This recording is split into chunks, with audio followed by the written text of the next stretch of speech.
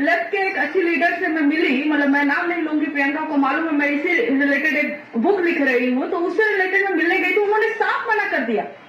मैंने उनको बुक का 2 लाइन लिखने के लिए बोला हुआ था, उन्होंने बोला ये तुम चैप्टर अपने बुक की इस चैप्टर को हटा दो फिर मैं लिख दूंगी। मैं बोली मैडम माफ करिए, आप बहुत बड़ी नेता है लेकिन मेरी बुक का यही जान है, मैं हटा ही नहीं सकती। तो लेफ्ट का और जेएनयू में ओबीसी स्टूडेंट के लिए फंड आया था हॉस्टल बनने के लिए, है ना प्रियंका, और उस फंड के विरोध में लेफ्ट थी सबसे आगे और उन्होंने सबसे साइन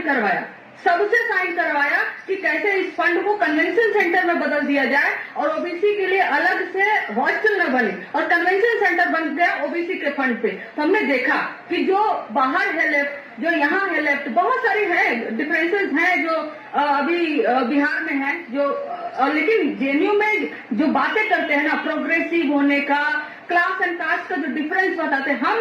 हम कास्ट से पीड़ित है ना, क्लास का सपना हमको बाद में दिखाइएगा, पहले हम तो कास्ट से मुक्त हो जाएं। तो ये जो आप बातें करते हो लेकिन क्या रियलिस्टिक पिक्चर है वो? रियलिस्टिक पिक्चर है वो जो लालू जी बोलते हैं और इम्प्लीमेंट करते हैं, भले उसके लिए गालियां झेलनी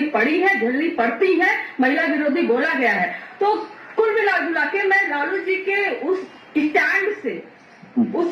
से इतनी ज्यादा इन्फ्लुएंस थी कि मैं छात्र आरजेडी ही थी, भले मैं